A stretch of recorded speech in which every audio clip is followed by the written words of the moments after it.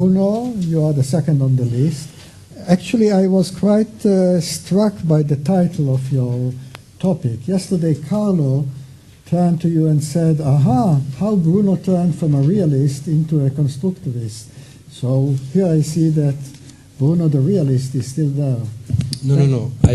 Let's be clear, I've never been good at political science theory, and I don't claim to have any expertise about theory, and anytime I'm asked by a student to which school I belong, I say, I don't know, you tell me.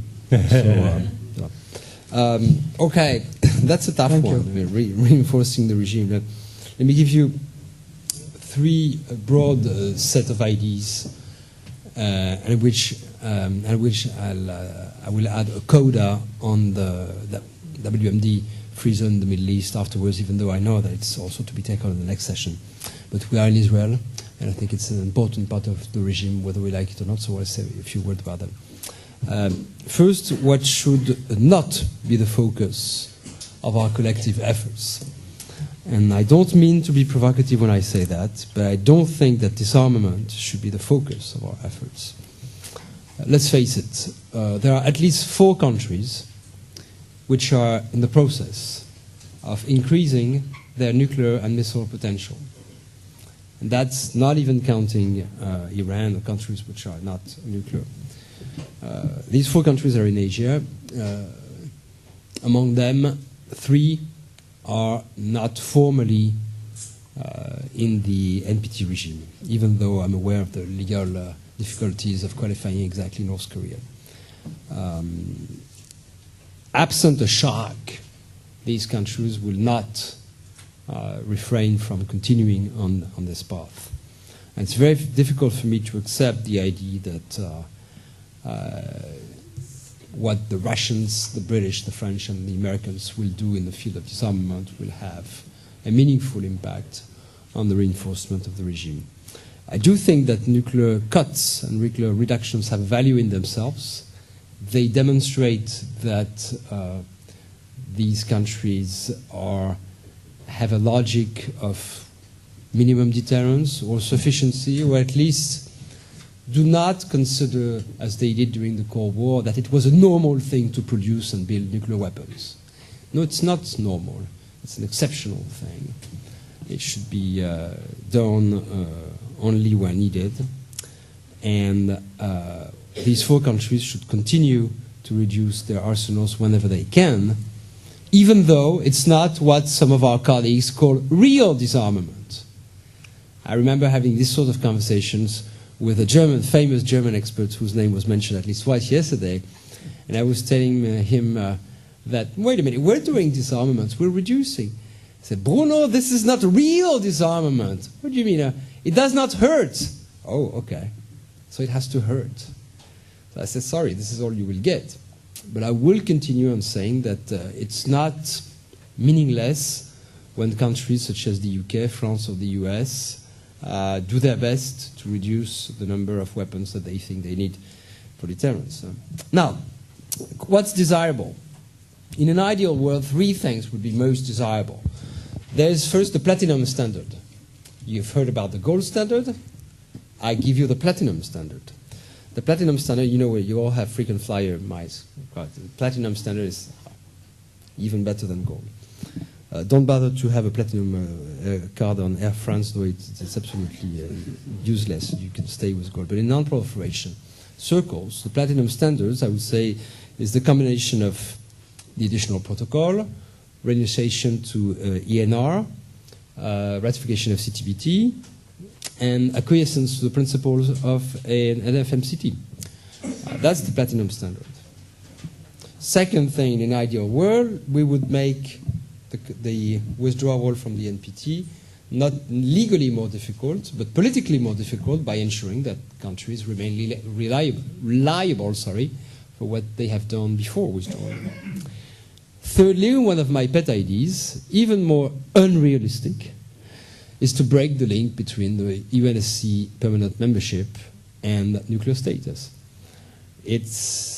We can discuss for hours whether it's an accident of history or not. It's a fact of life that the N5 have the P5. And it's not a good thing for non-proliferation. As long as there would be the perception that to be a great power, a really great power, or a medium-sized great power like my country, you need to be nuclear, or it's part of the decorum. Then there will always be a risk of countries such as, someone mentioned Brazil this morning. I can understand, I don't accept it, but I can understand why some Brazilians are thinking the same way, or more or less the same way that the Indians used to think in the early 1990s. You don't want to give us access to the UN Security Council by the front door? Well, we'll get there by the back door. This is literally what a high-level Indian official told President Clinton in the mid-90s. Now, whether they were wrong or not, it's true that exploding nuclear weapons did them probably some good in the political sense of the term, all things equal. But it never brought them closer to the United Nations Security Council. So I think that a reform of the UN Security Council that gives a fundamentally equal role to permanent non-nuclear states, it is to permanent nuclear states, would be a very important non-proliferation measure. It will not happen anytime soon.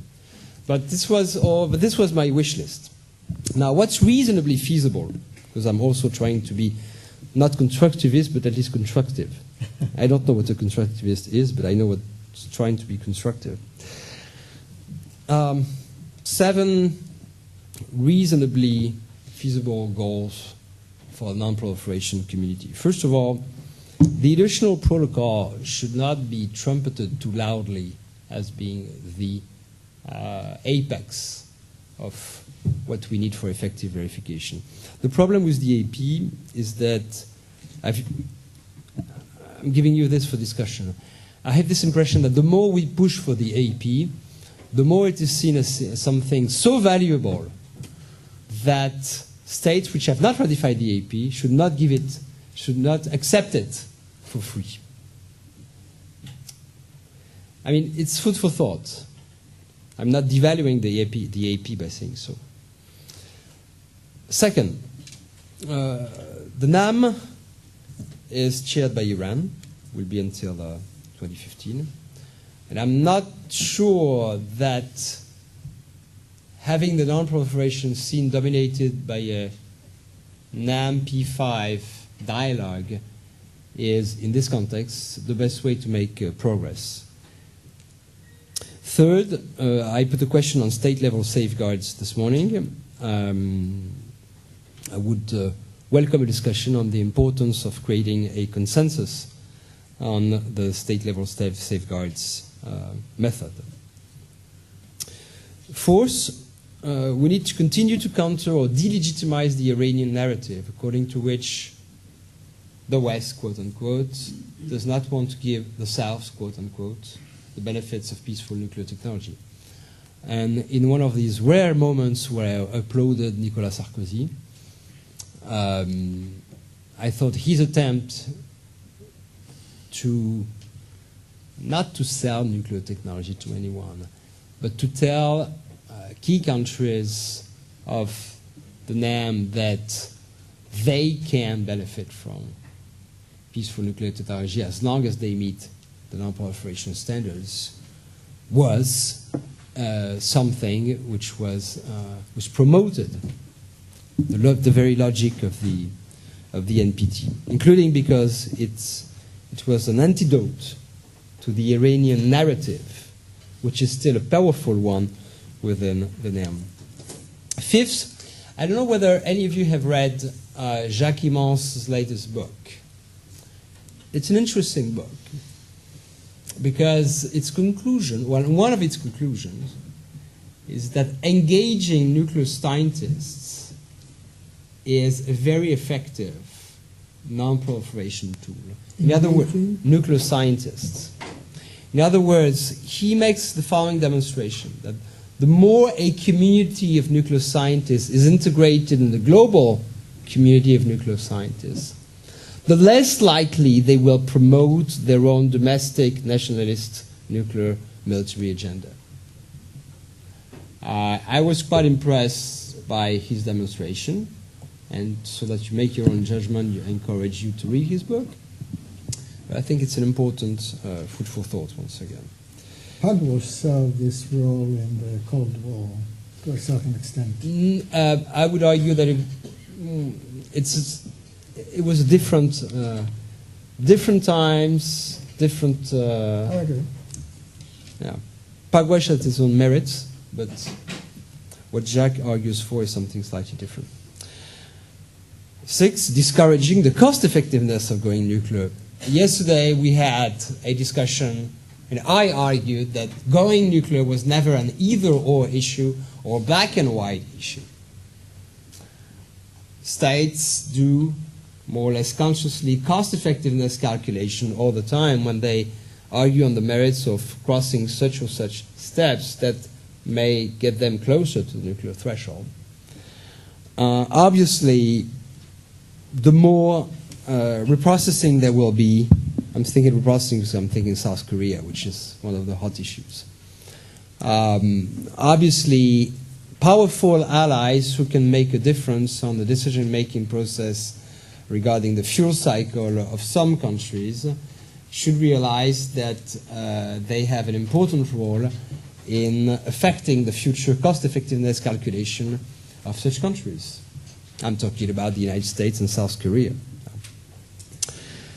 Finally, I would say that nuclear weapon states have to walk a very thin line, a very fine line between defending the legitimacy of nuclear deterrence and not defending it too much.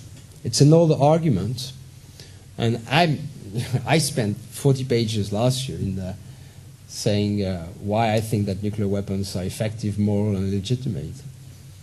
But I'm not a government official, and nobody reads my stuff except maybe 2 or 3 people here and there. But obviously, the more we will promote the idea that nuclear deterrence is a legitimate security instrument, the less we will be successful in stemming the tide of proliferation, even though that tide may not be as powerful as some think. So even though I'm a strong defender of nuclear weapons, not in themselves, but in the positive role that they have played in international relations, I would certainly accept the idea that we should embrace the abnormality of nuclear weapons. And it's not a normal thing, I started with that, I say it again. It's not, we should not accept the fact that even though we are convinced, I am convinced of the value of nuclear deterrence, I will keep on saying that I don't think that this is a normal world. And there is a cognitive dissonance dimension to what you're saying. We'll talk about that. But no, it's not a cognitive dissonance. Recognizing that something is a suboptimal situation does not mean that it's not a contradiction with the fact that you recognize the value, the intrinsic value at a given moment in time, as opposed to, especially if you compare it to other possible situations. So I'm not sure it's cognitive dissonance. I said it was walking a thin line, a fine line. I would not call it cognitive dissonance. Because even though I'm not persuaded at all that a firmer commitment by nuclear weapon states for complete nuclear disarmament would have major non-proliferation implications, I do acknowledge that some of us in the nuclear weapon state should do a better job at projecting the idea that this is the current security paradigm, the current nuclear security paradigm, should be seen as an accident of history and as a temporary stopgap, as an unsatisfactory, from a philosophical, moral point of view, as an unsatisfactory situation. Accepting that one day you will get rid of nuclear weapons is the first step towards acknowledging that nuclear disarmament can work. Not now, not in 10 years from now, but at some point. Now, of course, I can already hear some of my colleagues say, "Good, you're getting there." No, I don't think I'll go further. But anyway, I hope I'm making myself clear. I think you can both accept the value of nuclear deterrence and accept the abnormality of the situation. Finally, let me say a few words about the Middle East. Why? Because obviously, and some of you here know that better than I do, the Middle East issue was a fundamental key of the 1995 success and was a non-trivial part of the fact that there was consensus in 2010. Now, as a friend of Israel, I feel very comfortable in saying that from my point of view, as an irresponsible outsider, I think Israel should embrace the conference more than it has so far. And I fundamentally believe that Israel has more to gain than to lose in the process, even though Israel has also legitimate fears about how the process could develop in an uncontrolled fashion. I accept that. I think there are things that Israel could put forward which would be helpful for the whole process, even though it will complicate it, such as the fact that the Middle East is an artificial construct that does not really take into account the fact that the South Asian nuclear dynamics, which are next door to the Middle East, can have a direct repercussion on what's happening in the region. And my definition of the Middle East could go as far as the Indus River, you know. Turkey is a country which has nuclear weapons on its soil. So embracing the zone does not mean going blindsided for hypothetical discussion about how we can insulate the Middle East from the rest of the world. Quite the contrary, if I was a participant in these discussions, I would emphasize that you cannot separate Middle East security issues from the immediate environment of the Middle East. I would also, obviously, but you don't need me to do that, emphasize the fundamental difference between states which are outside the regime and states which are in non-compliance with the regime. We can have a legal discussion about what it is to be in violation of the NPT, but clearly, most known violations have taken place in the Middle East, and one country in particular has been the target of several UNSC resolutions and countless IAEA board resolutions. In line with my good friend Jackie Mons recommends, I think that any track to discussions with and training of scientists in the small nuclear community of the Middle East could be helpful to limit the temptation of such scientists to be embarked in nationalist nuclear projects. Let's also take advantage of the fact that many of the new regimes in the Middle East have very many officials in the new regimes, not in the old bureaucracy, but in the new bureaucracy, have little knowledge and training about the politics of non-proliferation. Let's take advantage of the Arab Spring. That's what I'm saying. Let's talk to the new bureaucracies about these issues without letting them be caught in the old ideas that have been promoted by some Arab states for more than 40 years. So these are some of the ideas that I would put forward, and this time, as you can see, I was really not provocative. I don't think I was. I do not claim to have any miracle cure for the regime, because I don't think that the regime is sick. I think the regime is in reasonably good health, as I said yesterday. But it will be a tough work to reinforce it, and countries which don't belong to the treaty should realize that it's collective good. The treaty is a collective good, even if for countries which don't belong to it. So we expect help from our good friends in Israel, India, and elsewhere. I don't have any good friends in North Korea. I have some good friends in Pakistan. Thank you very much, Bruno.